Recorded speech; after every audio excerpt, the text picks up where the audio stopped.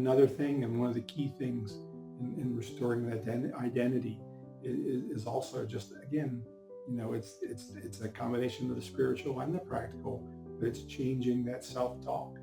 It's changing that soundtrack, that loop, those beliefs, those things that the enemy is whispering or is playing in the background. Oh, that you're never good enough. Oh, that you're going to fail again. Oh, that you're just this disappointment.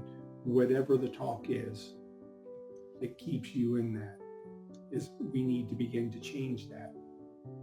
We need to begin to change that in the heart and in the mind.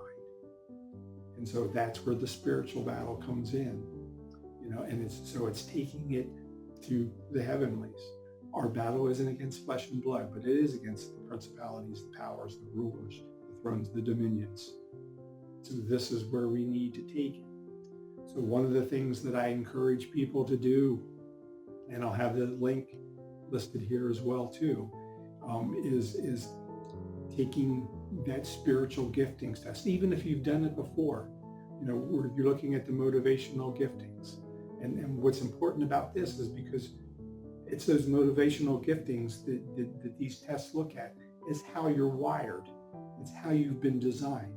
And those giftings don't just translate just to your walk with God and your walk in the church and how you can serve the church, but it does play out. It does translate into those passions and those desires that you have even out in the workforce.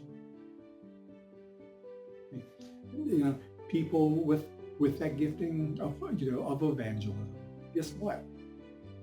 They make great salesmen. They have a passion, they have a belief, and they're able to translate that. They're able to communicate that and get other people excited, get other people believing, get other people drawn into it. People with that gifting of hospitality, so they're the ones that you do see in the service industries.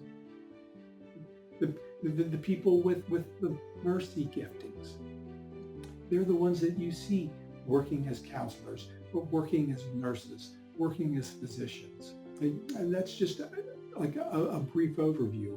But when we get an understanding of that, that makes an impact, because again, we can, when other things are trying to say we need to do this or we need to change or we can't be that way, but it's against our giftings, we have something to say no. And I had a person here that we counseled that they were told that you're too soft, you hurt too easily, you need to toughen up. You can't be so sensitive, quit being so sensitive.